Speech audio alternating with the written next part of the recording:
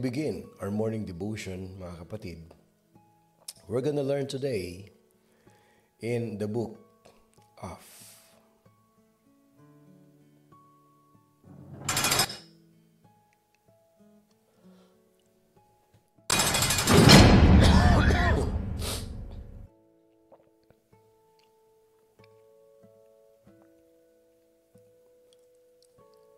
the book of First Chronicles.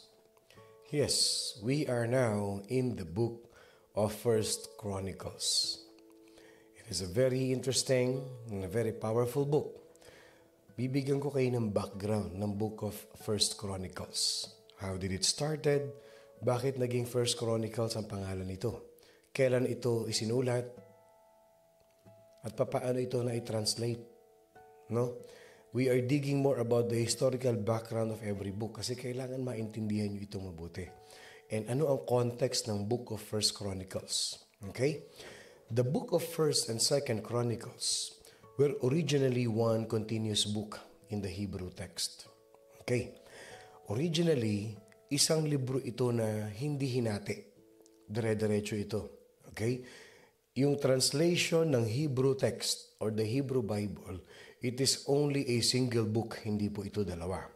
However, in the 3rd century before Christ, mga kapatid, in the 3rd century before Christ, yung tinatawag nating madalas nyo maririnig sa akin yung Septuagint. Okay? The Septuagint, mga kapatid, it is the Hebrew Bible. And the Septuagint not only consists of the infallible breathed word of God, but the Septuagint consists o meron itong nilalaman na ibang mga libro. Ang tawag dyan, Septuagint. Okay? So the Septuagint, yung Hebrew translation nung 3rd century BC, okay? They divided the Chronicles into 2 parts. Okay? At that time, okay, ang title ng Chronicles, the book of Chronicles, is of things neglected. Ibig sabihin, yung mga bagay na hindi nabanggit nung una. Yung mga bagay na nakalimutan, of things neglected. Ano yung mga of things neglected na yun? They are the things that was neglected and was not written in the book of Samuel and the book of Kings. So yung kulang doon na hindi na idetalye, isinulat sa Book of Chronicles. Okay? Saan galing yung Book of Chronicles? Yung word na Chronicles. Okay? Kasi nagsimula yan, ang pangalan talaga niya is of things neglected. Who translated that title into Chronicles?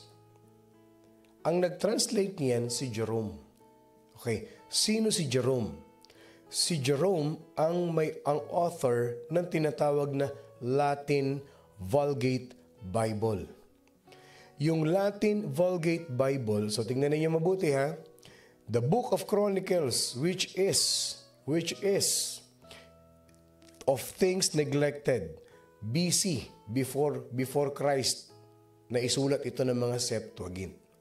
Nung mamatay si Jesus Christ, isinulat ito nung author na si Jerome. Okay, ito ay isang Bible scholar na galing sa Rome. Okay, ang ginawa niya, pinalitan niya of things neglected, pinalitan niya ng Chronicles. Bakit? Okay, tandaan niyo ha, after death na ito, nung mamatay na si Jesus Christ, around 400 years. So, bago yung time ni Jerome, before Jerome's time, alam ba ninyo na marami ng Latin-speaking Christians? Lumalaki na yung mga Latin-speaking. Okay? So, ibig sabihin, nung inispread na ang gospel, okay, nung mga disciples ni Jesus Christ, it reaches to many continents. And isa sa mga kontinente ay ang South Africa. And nung time na yun, so nashare ng gospel. Tandaan niyo, ginagamit nila nung time na yun, Greek, Hebrew, they speak their language during that time. no? Itong mga disciples ni Jesus Christ. However, nung sineshare na nila, let's say, ang nasharean ngayon let's say in our common language. Halimbawa, ako'y Tagalog at ang nasharean ko Bisaya. Tumanggap kay Jesus Christ itong Bisaya o kung anumang probinsya. Ngayon, ang ginawa niya para ma-share niya ang Word of God sa kanyang nation, sa kanyang bayan. Tin-translate niya ngayon yung mga scripture in their language, sa salitang Bisaya, para mas marami siyang ma-sharean. This is what happened. May nasharean sila sa South Africa and they were disciples that came from South Africa. Kaya may mga itim na nag-share ng Word of God nung panahon ni Paul. Kasama ni Paul ito na nag-share ng gospel. So, ibig sabihin, when they spread the gospel, nakarating ito doon sa mga Latin-speaking people. Eh, nung time na yun, the Latin-speaking Christians, they grew a lot. Okay? So, saan nagsimula ang Latin? Para maintindihan natin. Latin language originated from the river Tiber in Rome. Sa Rome pa lang, may mga nagsasalita na ng Latin. Yung Latin Tiber of Rome, diyan ang foundation ng Roman civilization. Ibig sabihin, yan ang unang-unang naging civilized na nation ng Rome. And they speak Latin. Ang mga Pilipino, tayong mga tao, as far as we know, I don't know if you can relate to this, alam natin gumagamit ng Latin yung mga manggagamot, yung mga espiritista, yung may mga sinusulat na Latin sa papel, tapos ididikit sa noo mo para mawala yung sakit ng ulo mo, o ibabalutin nila ng pulang tela, they're gonna wrap it in red cloth, sew it, sealed it, and then they're gonna pin it into a child's clothes para daw hindi mausog. That's how we interpret Latin. That's how we know what Latin is. So, Roman, they speak Latin language. And they name Rome, mga kapatid, after their founder, Romulus. Si Romulus, ang founder ng Roman civilization. Ang nangyari, ganito. Bakit nakalimutan? Okay? Tinalikuran na ito, hindi na ito masyadong ginamit. Latin eventually was declined to be used as a widely spoken language. That's true. Kasi if they speak Latin that time, maraming hindi makakaintindi and mahirap ang Latin word. Alam niyo kung sino na lang ang gumagamit ng Latin word ngayon? Ang mga paring Katoliko. The only people that uses Latin languages are the ones who are priests, parishioners of the Roman Catholic sa Rome. Silang gumagamit niyan. So anong ginawa ngayon ni Jerome? Bakit natin binibigay itong historical background na to?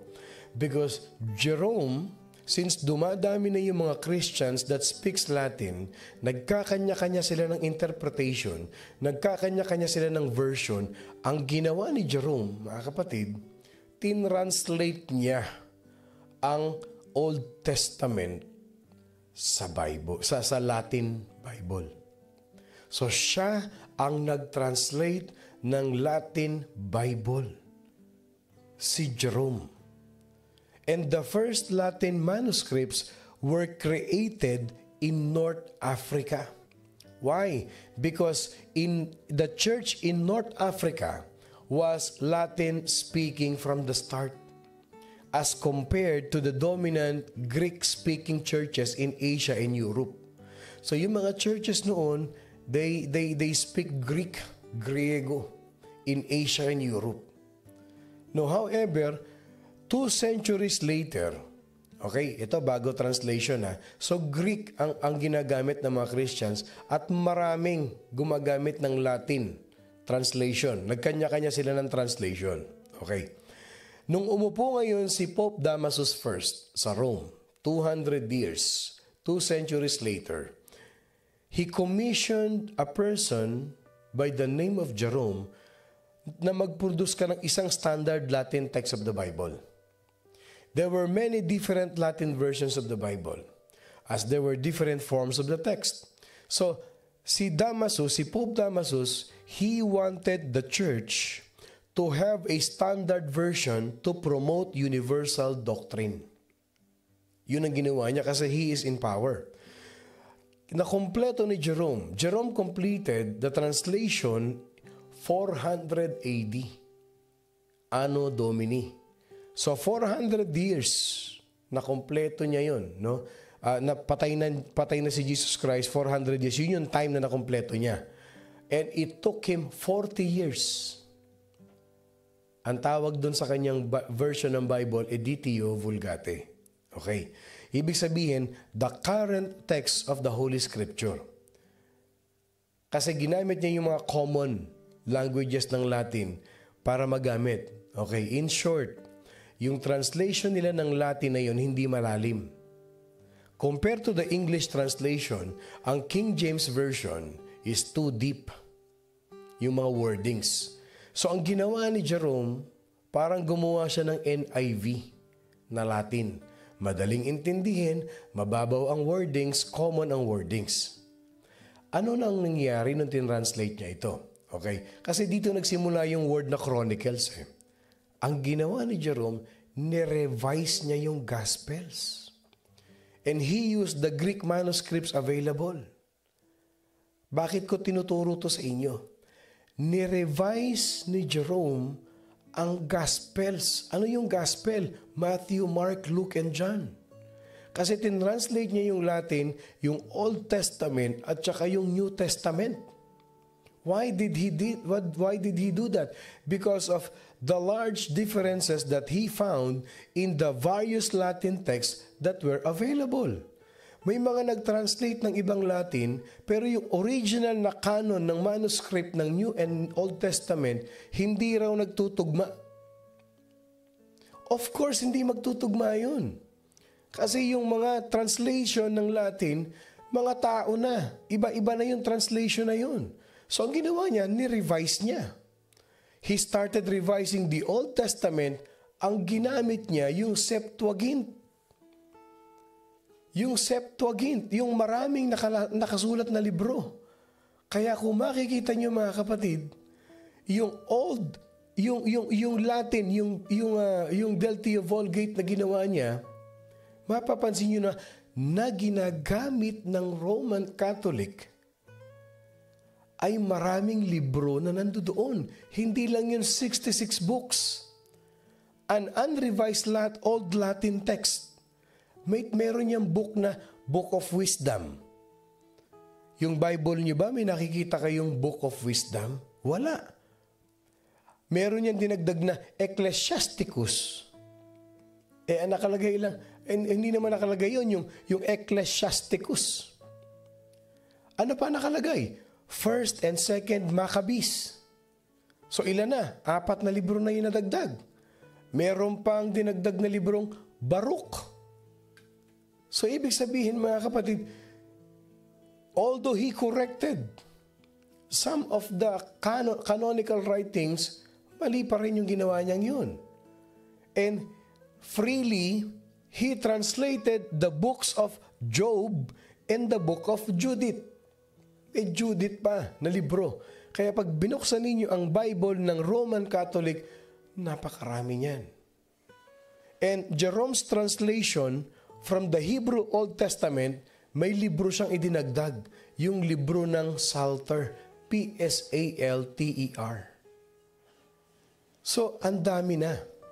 Ang dami na nito. Why? Because some of the books mentioned, yung mga Maccabees, yung mga Judith, yung mga Psalter, yung mga Baruch, yung mga Book of Wisdom na yan. Alam niyo kung saan nabibilong yan? They belong to the book of Apocrypha. Apocrypha is not a legitimate word of God. They were written by different people. Isinama niya yan doon. Kaya hindi ba malilito kayo Why is there so many traditional things that we do in our old faith?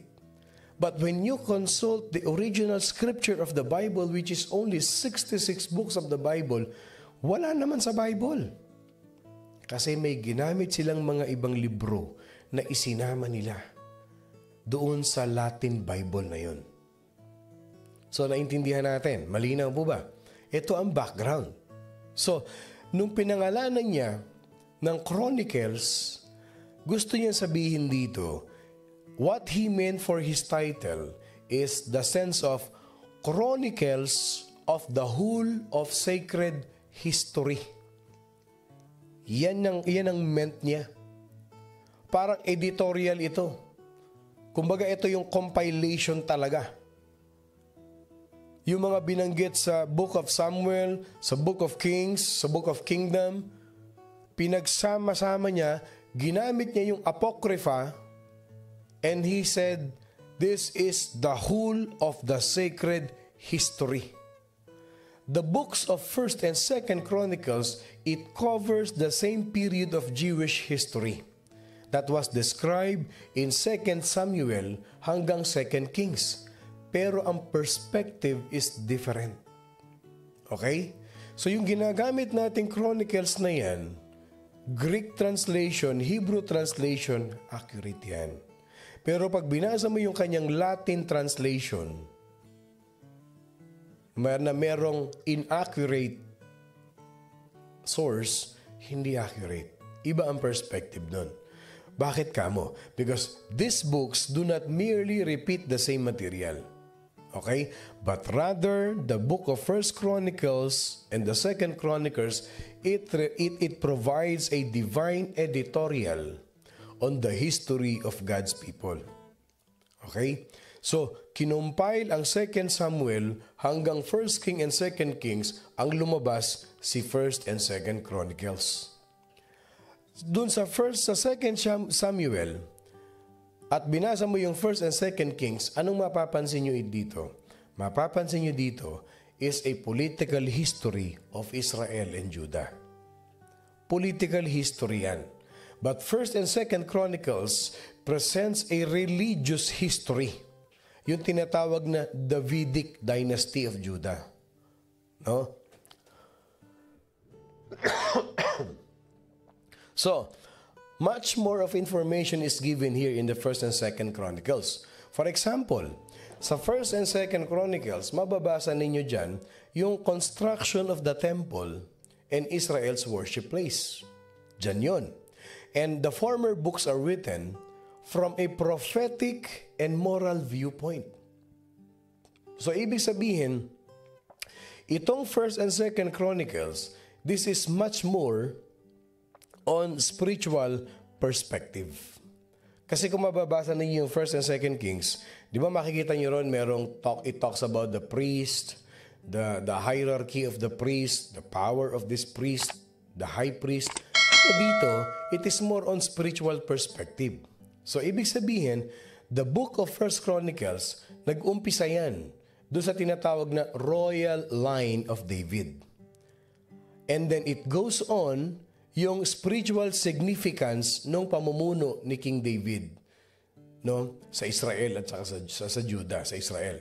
Okay? So, doon natin makikita yung spiritual side ng paghahari, pamumuno ni David. Okay? Ano ang theme nito? Ano maiintindihan natin sa Book of 1st and 2nd Chronicles? As much as possible, mga kapatid, I'm trying to bring the topic on the surface kasi theologically, talagang malalim ang doktrina. Malalim talaga itong Book of 1st and 2nd Chronicles. Kasi may istorya na sa 1st and 2nd Samuel, may istorya na sa 1st and 2nd Kings, pero lumabas ang 1st and 2nd Chronicles, which covers the entire 4 books. Yung 2 books na yon, yung 4 na books na yon, 1st and 2nd ng Samuel at Kings. Kaya kung iisipin mo, pag binasa mo yung 1st and 2nd Chronicles, ang tinutukoy doon yung Samuel. Ang topic doon is yung Kings, yung book of 1st and 2nd Kings. No? Parang sinamarize niya into 2 books yung 4 na libro. Okay? So, This book of 1st and 2nd Chronicles, especially the 1st Chronicles, it highlights the proper worship of the true and living God of Israel. And sino nag-demonstrate? Who demonstrated the true and living God of Israel? It was demonstrated in the life of David. Wow! Dito nyo makikita, this is where you can see, this is where you can find the commitment and the worship being of King David. First Chronicles also emphasizes what? The sovereignty of God. Wow! Wow! Yung 1st and 2nd Samuel, makikita ninyo doon yung lineage. The lineage of from the last judge to the first king to the king who followed, kay Solomon, kay David, and then 1st and 2nd Kings, ganun pa rin.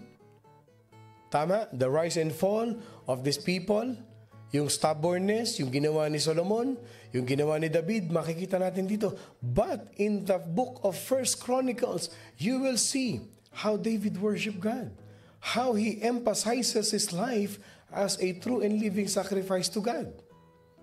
And it also emphasizes the sovereignty of God. Sinong author nitong 1st Chronicles? Or to the things neglected? Okay. The author of 1st and 2nd Chronicles is uncertain. Yes. But many Bible scholars, many theologians, they believe that it was compiled and it was documented by Ezra. Si Ezra. Okay. Dadating tayo dyan as we go on. Sino si Ezra? Okay? So, kailan ito sinulat? Bible scholars think that 1st and 2nd Chronicles were written, naisulat ito, shortly after the Babylonian exile. Tandaan ninyo, the nation of Israel, nung nagkagulo-gulo na ang Israel, Judah, they were being captured by the Assyrians. They were being captured by the Babylonians.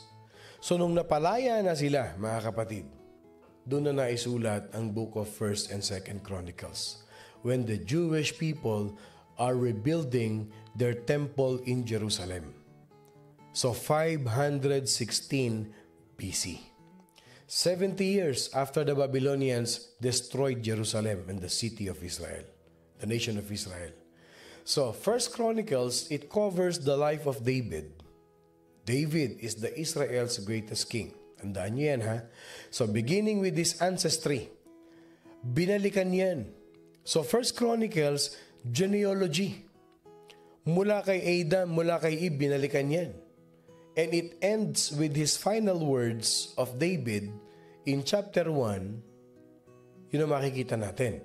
So, in between, we can read of David's early years as king of Israel, his kingdom, and his covenant with God, and his preparation for worship in the Holy Temple. Yan ang makikita natin dito. Paano nagwo-worship si David, paano niya piniprepare yung sarili niya. Yan ang mababasa natin dyan. So ano ang structure ngayon ng 1st Chronicles? Okay, 1st Chronicles is a straightforward narrative history. Pag sinabing narrative history, this is in a form of documentation based, parang nagkukwento, kinukwento sa atin kung ano yung mga pangyayari. But it focuses more on the spiritual side. Kasi yung spiritual side that we can read in the book of 1st Chronicles, we can never see that in the book of Samuel and the book of Kings. And as you read the book of 1st Chronicles, there are several life principles that plays an important role in this book. Again, lagi niyong maririnig ito kasi this is what we can always learn from reading the Old Testament and even in the New Testament. If you will see 1st Chronicles chapter 10, it will show you will reap again what you sow. Yes. 1st Chronicles chapter 10. Okay. if you go up a little bit, okay, if you go up higher, in First Chronicles chapter 21, what life principles will you learn? Obedience to God, okay? Obey to God and leave all the consequences on Him. Magtiwala ka lang sa Panginoon Diyos. Lahat ng circumstances, consequences ng buhay mo, ipagkatiwala mo sa Kanya. Kasi siya lang ang may control niyan. He is the only one who has the control and to change everything, not you. All you have to do is to be obedient and follow God's command. What else? Ano pa ang life principle na mababasa natin? So yung obedience to God na yan, makikita niyo yan sa 1 Chronicles chapter 21. Okay? So pag dumupunta ka naman, if you will move further in 1 Chronicles chapter 22, which I believe this is what we need in our life. Okay. 1 Chronicles chapter 22 will teach us peace with God is the fruit of oneness with God. Peace with God is the fruit of oneness with God. Pag ikaw ay may kapayapaan sa Panginoon Diyos, which obviously, because of your obedience to God, mga kapatid, yan ang fruit of oneness, pakikipag-isa sa Panginoon Diyos. Now, if you will move forward to 1 Chronicles chapter 29, what is the life principle of it? You can never outgive God. You can never outgive God. Hindi mo kayang higitan ng Panginoon. Yung blessing niya sa iyo, hindi mo kayang tumbasan yan. Hindi mo kayang tapatan yung blessing ni Lord sa iyo. You can never outgive God. Of all the things that He did to your life, you can never outgive God. First Chronicles is a very encouraging book. Bakit kamo? Because the first 9 chapters are all genealogies. So, kung makikita ninyo yan, genealogies means it mentions a lot of names. It mentions a lot of the root families. Genealogies, mga kapatid. And there are some amazing surprises if you will just read the book of 1 Chronicles chapter 4. But in chapter 10, it gives a exact or a complete detailed word about King Saul. Pati si King Saul nabanggit dito. And the rest of the book is about the way that God led. Okay? The rest of the book. Sa chapter 10 lang yun, nabanggit si King Saul. Pero all throughout, mga kapatid, ang pinag-uusapan dyan is about the way God led, kung paano pinangunahan ng Diyos, God blessed, pinagpala ng Diyos, at ginamit and used King David, okay, and used David as King of Israel. And it also tells us of David's dream, yung pangarap ni King David to build a great temple to the Lord. Diyan natin mababasa sa 1 Chronicles. Okay. Alam ba ninyo na kahit na si Solomon ang nagpatuloy nung pangarap ni David na ipatayo yung temple na yun. Okay. Though Solomon built the temple, I want you to know this. It was David who developed the plans. It was David who raised the money because it was his last great effort. Para maintindihan ninyo lahat. Yung ipinatayo ni Solomon na temple, yung Solomon's temple na yan, ang nag-fund niyan si David bilang hari. Siya rin ang nag-develop ng plano niyan. Itinuloy lang ni Solomon. In 1 Chronicles chapter 28, makikita natin dito, David assembled all the leaders of Israel. Mga kapatid, all the leaders of Israel to Jerusalem para i-announce niya. He wants the people of Israel in Jerusalem to listen as he passed the baton to Solomon, as he charged Solomon with the construction of the building. Ipinatawag niya ang Israel, magtipon-tipon kayo dito. Okay, magtipon-tipon kayo dito ngayon sa Jerusalem.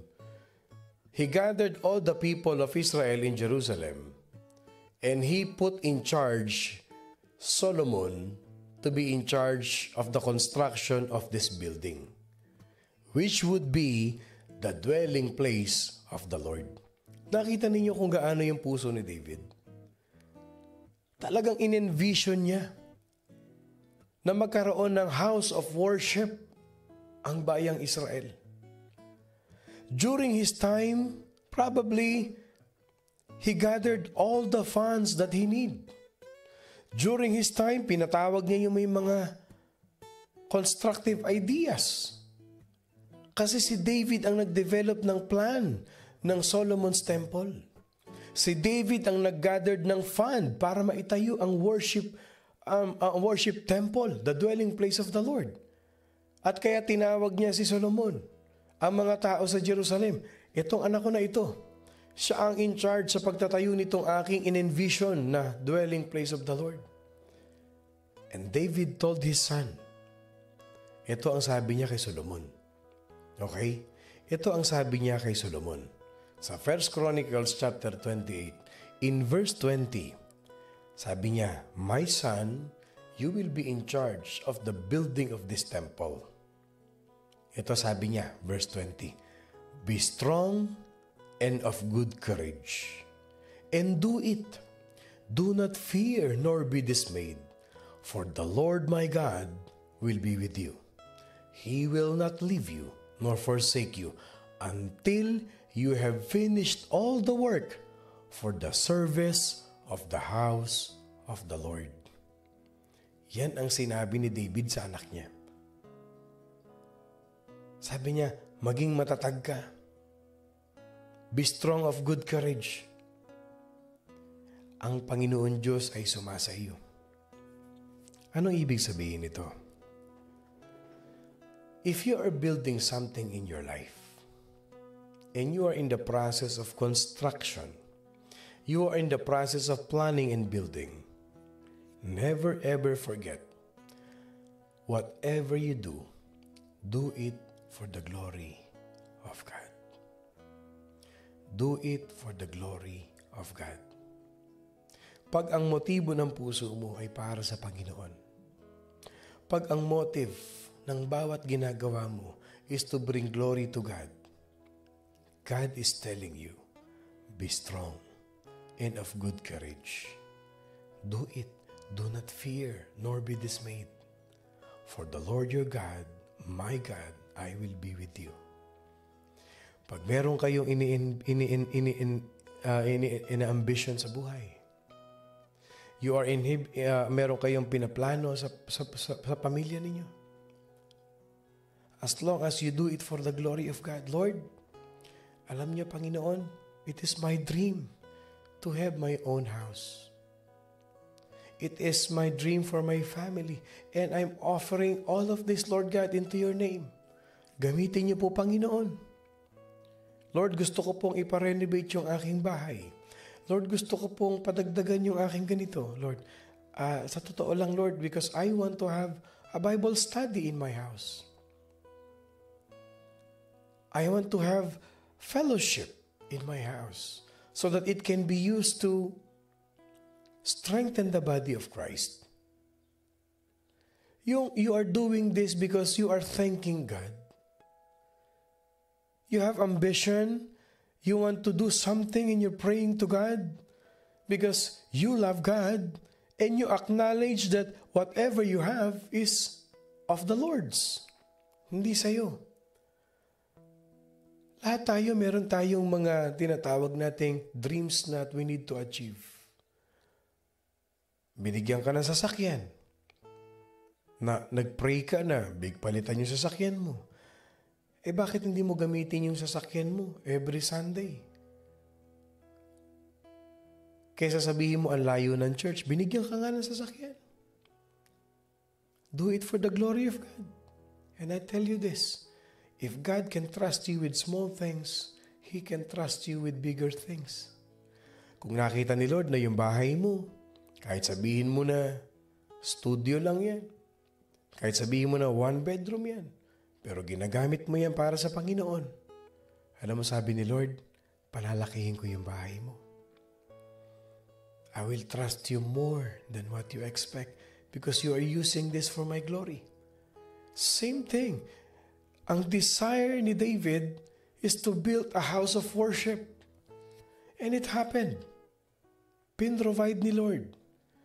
Pero subukan mo na ang motive mo lang is makipagpaligsahan sa kapitbahay mo. The reason why you want a big house is because you are jealous with your neighbor. Because you want to be on top of somebody else. And the reason is because you want to be famous. Ang tawag doon, pasikat. Sa tingin mo ba i-guide ka ni Lord? Sa tingin mo ba ibibigay ni Lord yung favor niya sa iyo? Of course not. Because you will be miserable if you get it. And in case you get it, I believe hindi si Lord yung nagbigay. Out of selfish ambition, it is not the will of God. Out of selfishness, it is not the will of God. Hindi. I'm telling you this directly. Yung mga bagay na hinahangad mo sa buhay mo, kasi gusto mo lang magpasikat sa pamilya mo, sa kamag-anak mo, sa mga kaibigan mo. Gusto mo lang magpasikat, gusto mo magpa-impress sa mga tao. I'll tell you this, it will be hard for you. It will be hard for you. But if you do everything for the glory of God, na kahit naiinis ka na sa trabaho mo, kahit nabubuisit ka sa kasama mo sa trabaho, work as if you are working for the Lord and not for men. Pag nagnegosyo ka, mag-business ka, na alam mo nakatingin ng Panginoon Diyos sa iyo, hindi ka nandadaya. And God will give you His favor. Church, the Lord has work for you too. Bakit? In everything that we do, in everything that we ambition, He always search our hearts. He does not only search our hearts, but He knows our thoughts. And when He search our heart, and when He reads our thoughts, He is drawing us to Himself. And He is the one who ordained us our daily task, and He uses us in ways that we don't even understand. So, ibig sabihin ganito, you are part of this morning devotion family. But let me tell you this, in whatever you do, if you are doing it for the glory of the Lord, be strong and of good courage. Why? Because the Lord will direct you. You don't need to be afraid. He will be with you and He will not forsake you until the work is finished. Si Lord ang bahala sa iyo. Lahat ng mga pangarap mo sa buhay, pag inuna mo ang Panginoon, matatanggap mo yan. Pero pag inuna mo ang sarili mo, mararamdaman mo ang hirap. Pag inuna mo yung sarili mong hangarin, your own selfish ambition, it will be very hard for you. Put God first. Put God first. Put God first.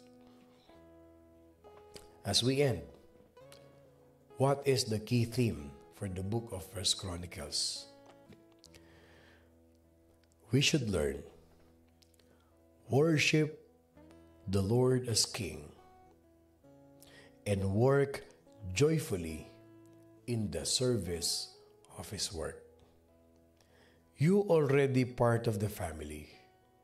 You belong in your local church. Huwag ka lang makontento na Zimbabwe ka. Ano yung Zimbabwe? Simba, uwi. Simba, uwi. Huwag ka makontento. Work for the Lord.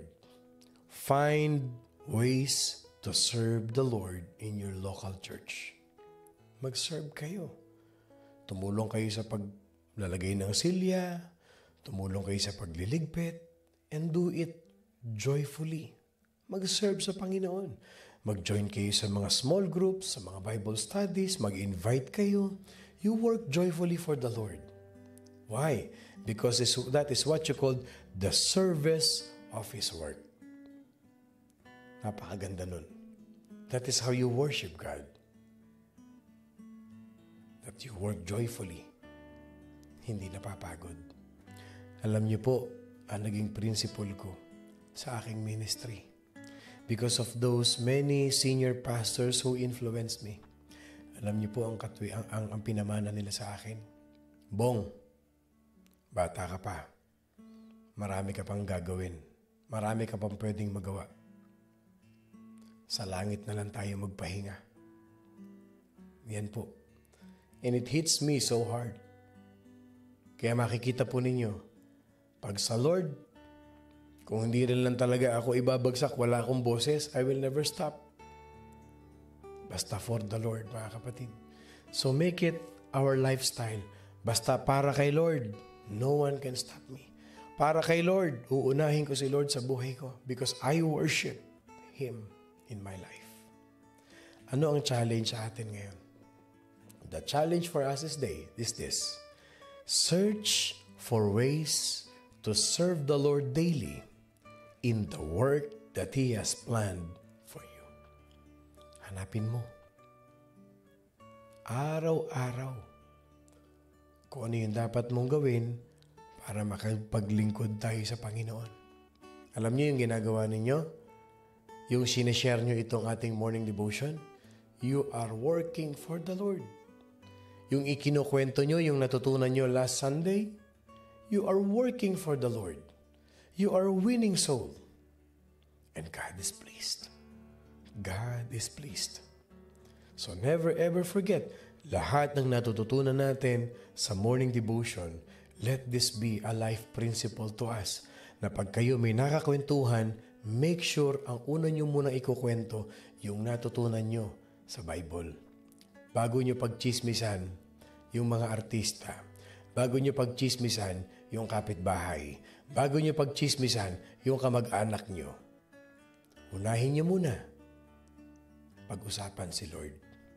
That is our daily work, to share the gospel, to preach the good news about Jesus.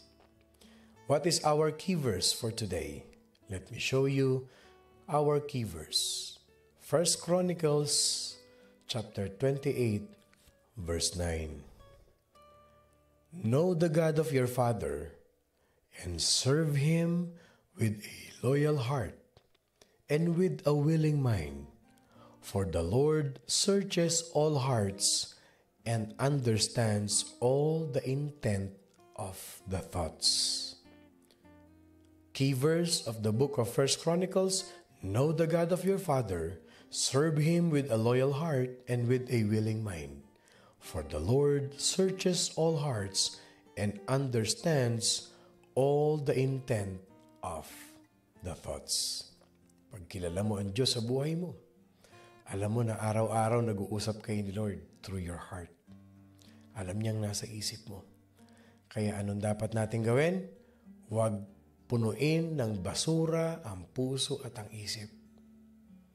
Baka magbara.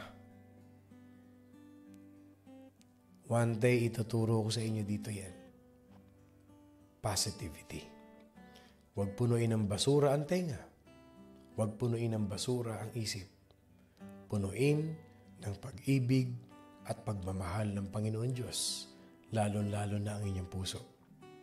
Magandang umaga po muli sa inyong lahat. Ako po muli si Pastor Bong, bumabati ng isang mapagpalang Monday morning sa ating lahat. Laging tatandaan, search that joy of serving God each and every day. Serve God joyfully with all your heart. At wag na wag kakalimutan, we are blessed by God. I love you all mga kapatid with the love of the Lord.